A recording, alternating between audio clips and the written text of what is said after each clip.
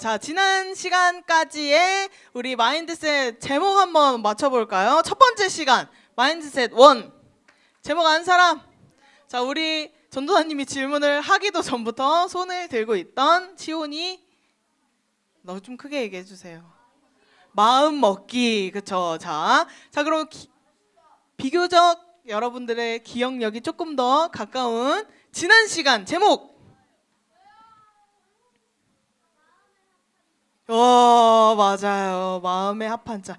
자, 그럼 첫 번째 시간 때 배웠던 인물이 누군지 기억하는 사람? 땡! 땡! 땡! 모세 아니죠? 모세 성경학교죠? 다니엘 맞습니다. 자, 첫 번째 시간에 다니엘 말씀을 통해 어떤 상황에서도 하나님 기뻐하시는 뜻으로 우리의 마음을 먹기로 결단했었죠. 자, 그럼 두 번째 시간엔 누구? 다윗입니다. 네, 하나님 마음에 꼭 맞는 다윗의 모습은 하나님만 바라보고 하나님의 뜻을 어기지 않고 죄를 지었을 때 즉시 회개하는 그런 하나님 마음에 쏙 드는 바로 하나님 마음에 합한 자였습니다. 여러분들이 2주 동안 이 말씀을 까먹고 지키지 못했더라도 이렇게 한 번씩 떠올릴 때마다 다시 하나님을 위해 살기로 다짐하는 시간이 되길 바랍니다. 자, 그럼 오늘은 마인드셋 세 번째 이야기인데요. 오늘은 누가 등장할까요? 맞아요. 가룟 유다. 잘못 읽으면 안 돼요. 가룟 유다. 자, 오늘은 유다의 이야기를 통해 하나님이 우리에게 들려주시는 말씀에 귀 기울여 듣고 하나님을 위해 새롭게 결단하는 시간 되기를 축복합니다. 짠. 여러분, 혹시 누군가 대화하다가 말이 안 통하네라는 느낌 받아본 적 있어요? 어떤 사람을 보면 말이 안 통한다고 느꼈나요? 말을 못 알아듣는 사람, 또 자기 말만 하는 사람, 또 뭐라고요? 서로가 말이 안 통해요. 그럴 수 있죠. 말이 안 통한 사람, 또 이 주제에 벗어나서 계속 다른 얘기를 하는 사람. 그렇죠. 네, 우리는 보통 다른 사람의 이야기는 듣지 않고 자기 하고 싶은 말만 계속하고, 네, 이미 자기 마음을 정해놓고 마음을 바꾸지 않는 그런 사람을 볼 때 우리는 말이 안 통한다고 생각합니다. 그럼 여러분들 말이 안 통하는 사람하고 대화할 때 어때요? 어떻게 하고 싶어요? 고구마를 100개 먹은 것처럼 답답하고 내가 이 대화를 하는 게 무슨 의미가 있나 싶고 더 이상 대화하고 싶은 마음이 들지 않죠. 근데 여러분, 우리가 친구 사이나 또 혹은 뭐 이렇게 사람들과의 관계 속에서도 마음을 닫고 자기 말만 하는 사람들, 그런 사람들이 주위에 있다면 정말 우리 마음이 참 힘들 것 같아요. 근데 여러분, 하나님을 향해 마음을 닫는다면 어떤 일이 일어날까요? 오늘 말씀에 바로 그 인물이 등장하는 거예요. 함께 우리가 유다의 이야기를 살펴보면서 어떻게 그렇게 마음이 닫히고 하나님께 어떻게 했는지 우리가 함께 살펴보도록 하겠습니다. 마태복음 26장 14절 16절 한번 읽어줄 사람? 우리 설아가 두 줄만 읽어주세요. 시작! 12 중에 하나인 가룟 유다라는 자가 대제사장들에게 가서 말하되, 나머지, 자, 지원이 한 줄 읽어주세요. 너희에게 넘겨주리니 얼마나 주렸느냐 하니. 자, 또 읽어줄 사람? 네, 두 줄 나머지 읽어주세요.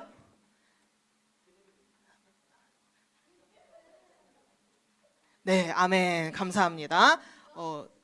성우와 가까운 친구가 있어요. 네, 자, 이 말씀은 예수님이 십자가에 달리시기 전일까요, 후일까요? 전일까요? 후일까요? 에이, 아직 넘겨주기 전이죠. 십자가에 달리시기 전에 일어난 이야기를 담고 있어요. 근데 예수님의 제자 중 한 사람이 직접 대제사장을 찾아가 돈을 받고 예수님을 팔아 넘기는 장면인 거예요. 근데 이 말씀은 단지 이 제자가 예수님을 배신하는 그런 단순한 이야기가 아닙니다. 사람이 하나님을 떠나 마음이 굳어지는 모습, 마음이 닫히는 과정을 보여주고 있어요. 자, 우리 유다의 마음 상태가 어떤지 좀 더 자세히 살펴볼 텐데, 여러분, 유다는 처음부터 악한 마음으로 예수님께 다가왔을까요? 그랬을까요? 그렇지 않습니다. 우리 유다의 마음이 어떤 마음이었는지 한번 자세히 더 들어가 볼게요. 유다의 마음은 처음부터 악한 것은 아니었어요. 왜냐하면 예수님의 제자가 되기 위해서 선택해야 될 게 있거든요. 뭐게요? 자기가 원래 하던 일들을 다 내려놔야 돼요. 여러분, 베드로가 어떻게 예수님 따랐죠? 베드로의 원래 직업은 어부. 근데 자기가 하던 그 모든 일을 버리고 예수님을 따라왔어요. 유다도 마찬가지예요. 자기 삶을 다 내려놓고 예수님만 따르겠다고 선택한 사람이에요. 그리고 이 유다가 제자들 중에서 제일 똑똑하고 이성적으로 판단할 수 있는 사람이었던 것 같아요. 그래서 이 제자들 중에서 돈을 관리하는 역할을 맡았어요. 여러분, 돈을 관리하는 역할은 누구에게 맡길까요? 가장 똑똑하고 믿음직하고 이런 돈 계산을 잘하는 그런 사람에게 맡기겠죠. 유다가 이 제자들 중에 그런 역할이었어요. 근데 유다는 그만큼 계산을 잘하는 만큼 모든 일에 있어서 많이 계산하는 사람이었어요. 이렇게 하면 나에게 얼마나 이득이 될까? 예수님을 따르면 내가 얼만큼 돈을 벌 수 있을까? 이런 계산적인 생각을 항상 하던 사람이에요. 늘 현실적인 기준에서만 예수님을 바라보는 사람이었어요. 그래서 처음에는 다른 제자들과 비교하기 시작해요. 여러분들이 이 예수님의 사역이 나오는 성경을 많이 읽어봤다면 알 거예요.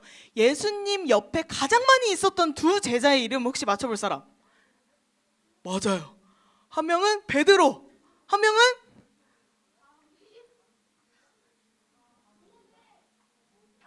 제자, 예수님의 제자. 12제자 중에 누굴까요?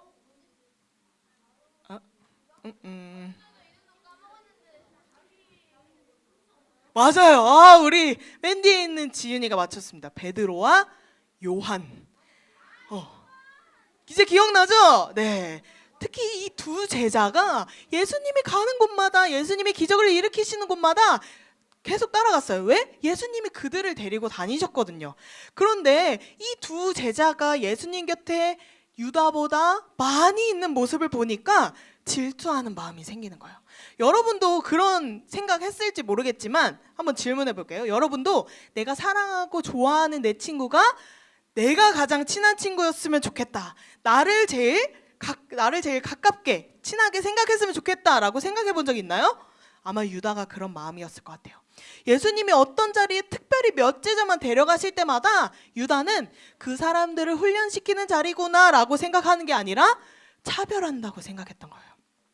예수님이 모든 제자를 동일하게 사랑하신다는 그 사실보다 나는 왜 자꾸 안 데려가시지? 나는 예수님이 좀 덜 사랑하시는 것 같아.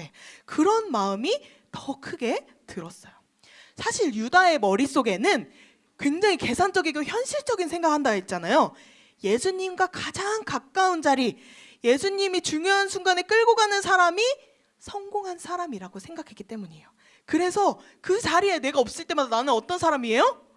실패한 사람이 되는 거예요. 그 자리에 없을 때마다 나는 아직도 예수님한테 인정 못 받았구나. 그런 서운함이 쌓이기 시작한 것이죠. 더군다나 유다가 뭘 관리한다고 했죠?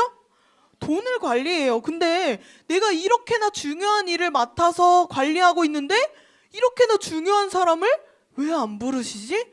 나도 할 만한데? 나도 할 수 있는데? 예수님은 왜 나에 대해서 이렇게 과소평가하시지? 이런 마음이 들었던 거예요.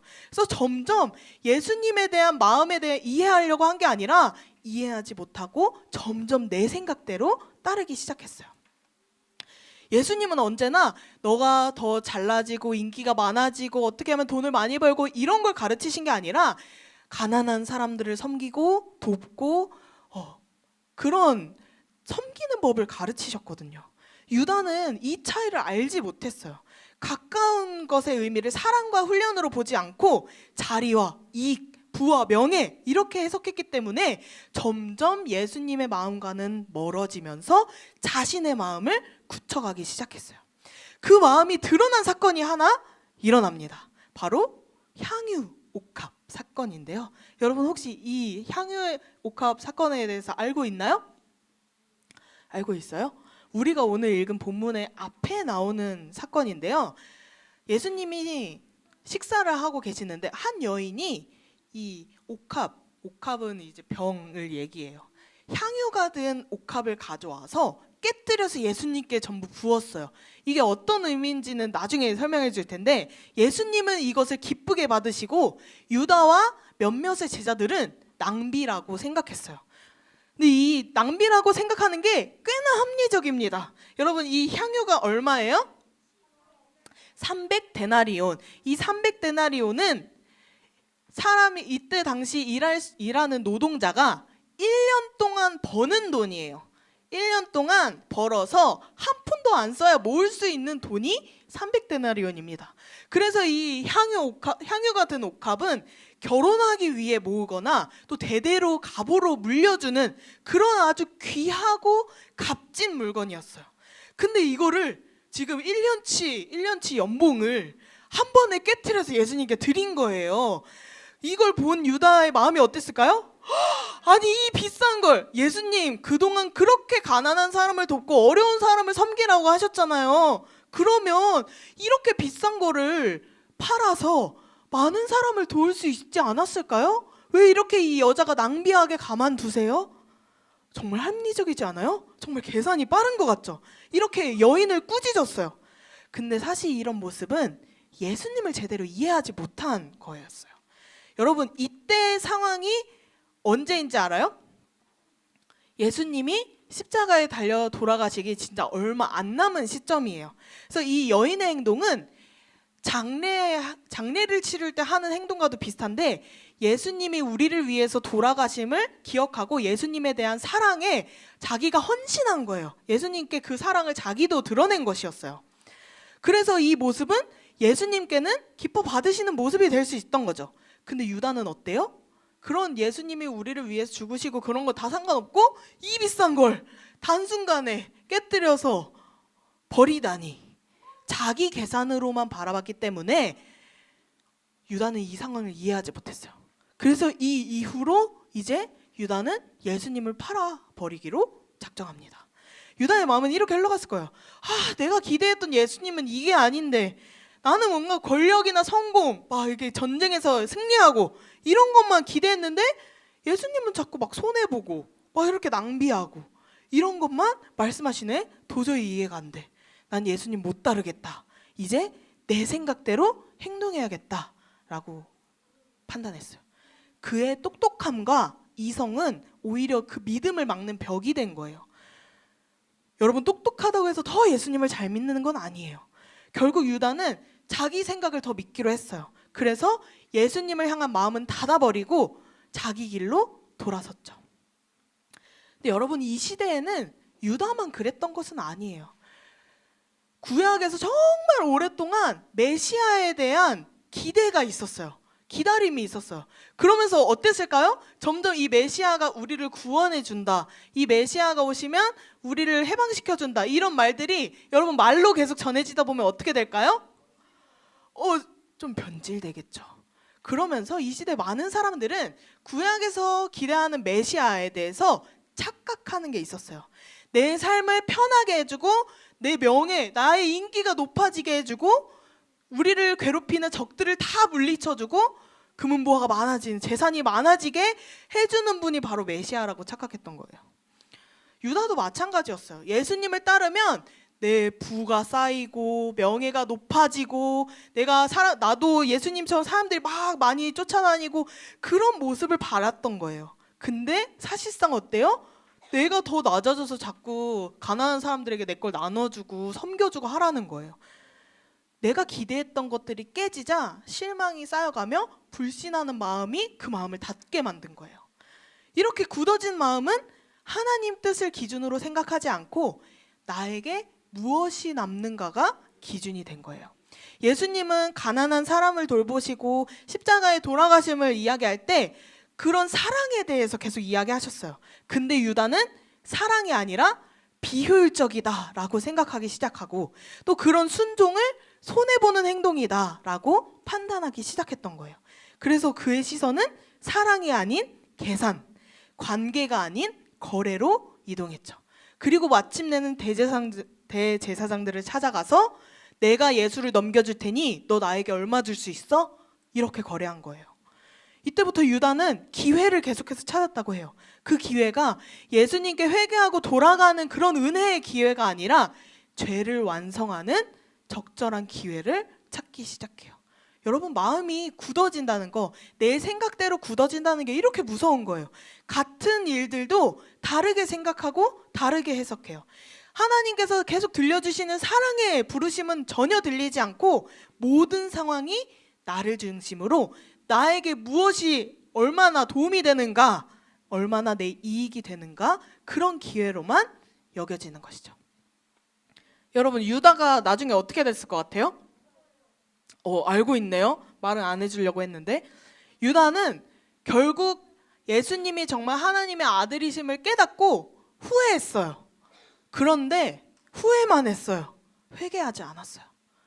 여러분, 후회와 회개의 차이가 뭘 것 같아요? 자, 먼저 후회에 대해서 볼까요? 후회해본 사람. 자, 우리 어떨 때 후회해봤어요?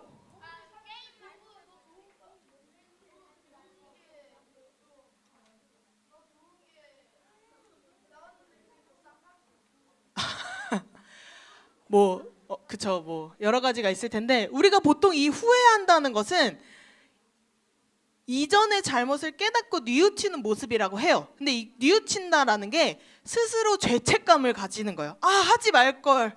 아, 이렇게 했을걸. 아, 괜히 이렇게 했다. 이게 바로 후회예요. 여러분 해본 적 있을 거예요. 근데 여러분, 후회하면 뭐가 달라지나요? 후회하면 이 상황이 바뀌나요? 후회하면 혹시 내 마음이 후련해지나요? 아니죠.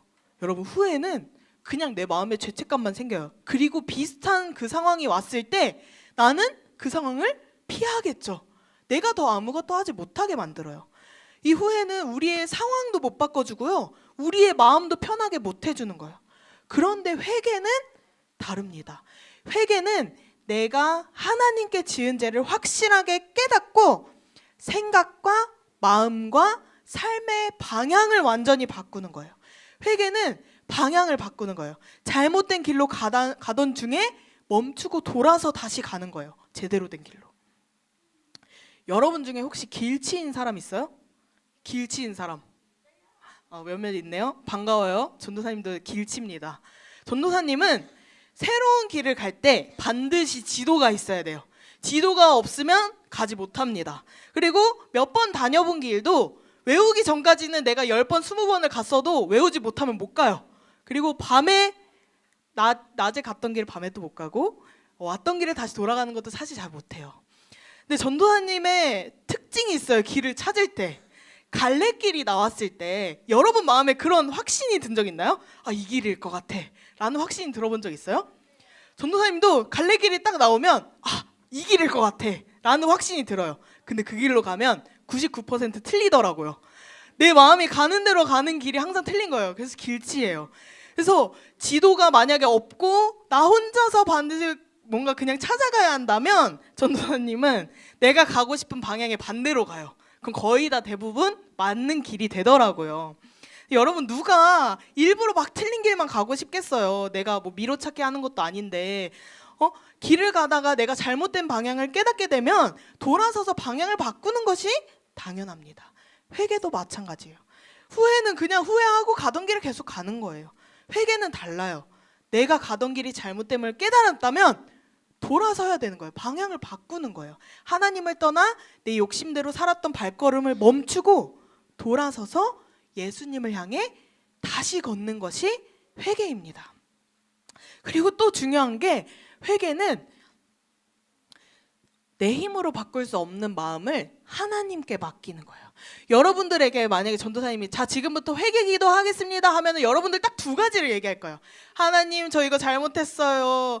죄송해요. 용서해 주세요. 이런 말들을 할 거예요. 근데 여기서 더 추가돼야 될 게 있어요. 하나님께 하나님 제가 지금 이 죄된 마음을 새롭게 바꿔주세요. 주님께 돌아갈 수 있게 도와주세요. 이렇게 고백하는 거예요. 왜냐하면 회개는 방향을 바꾼다고 했잖아요. 죄로부터 돌아서고 죄를 포기한다는 뜻도 포함되어 있는데 우리 스스로 죄로부터 멀어질 수가 없기 때문이에요. 여러분 만약에 지금부터 나는 지금부터 죄를 짓지 않겠어 라고 다짐하면 안 지을 수 있나요? 그럴 수 있는 사람은 아무도 없습니다. 전도사님조차도 못하는 일이에요. 왜? 우리 마음에 이미 죄가 있게 태어났기 때문에 어쩔 수 없어요. 그래서 하나님께 맡겨야 돼요.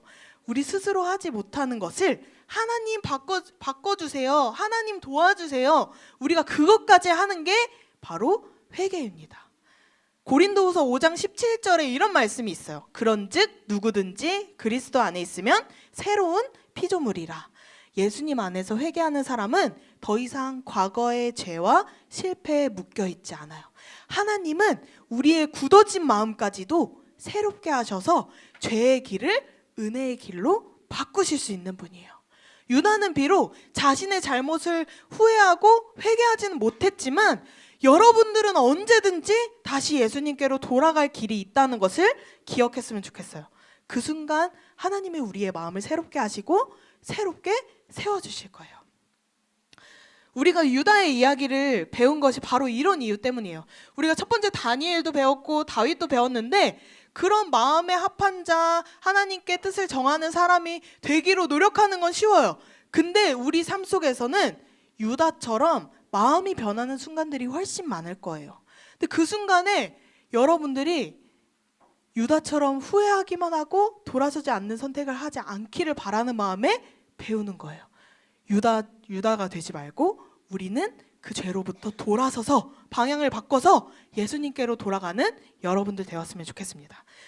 오늘부터 여러분들이 마음을 돌아봐야 돼요. 나는 하나님 예수님을 사랑하며 행동하고 있는지, 내 마음이 예수님을 사랑하는 마음 가지고 따르고 있는지, 또 아니면 여전히 내 욕심과 이 유익에 갇혀서 예수님의 마음을 듣지 않고 닫아버리고 내 마음대로 행동하고 있지는 않은지, 이 시간에 여러분들이 함께 결단하는 시간 되겠으면 좋겠습니다. 우리의 다친 마음들 하나님 앞에 다 맡겨드리고 다시 예수님께로 돌아가는 여러분들 되기를 바랍니다. 그럼 하나님이 여러분들의 마음을 새롭게 하시고 돌아갈 길을 열어주실 거예요. 이제 다음 주부터 진행되는 게 두 가지 있습니다. 뭘까요? BTS 아직 아니고요. 개인 드림, 꿈잡화점을 위한 개인 드림과 제자 훈련이 있어요. 여러분들 이 시간들은 우리 마음을 돌아볼 수 있는 아주 중요한 시간들입니다. 여러분들이 드림을 모으고 제자 훈련에 참여하는 이유는 참 다양할 거예요. 엄마가 신청했어요. 선생님이 하라 그랬어요. 억지로 하는 거예요. 뭐 시간이 어쩌고저쩌고. 근데 여러분 제일 중요한 이유는 하나님 기뻐하시는 것이기 때문에 우리가 그 일을 감당하는 것을 믿기를 바랍니다. 여러분이 참여하는 그 시간 동안 하나님을 기쁘시게 하는 행동이라는 것을 기억하세요. 예수님 닮아가는 우리의 모습이 되어가는 중인 거예요. 그러니 여러분들 조금 마음에 안 들고 불합리하고 이거 왜 이렇게 조금만 줘요? 저 열심히 노력했는데 왜 안 줘요? 이렇게 하지 말고 순종하는 마음으로 함께 참여하시기를 축복합니다. 하나님이 그런 여러분들 기뻐하실 거예요. 이해되지 않아도 가장 선하고 가장 능력 있으신 그 예수님의 마음을 따르기를 바래요. 우리의 마음이 예수님의 마음과 닮아져서 오늘도 예수님 안에서 새로운 마음 가지고 은혜를 누리는 여러분들 되기를 주님의 이름으로 축복합니다.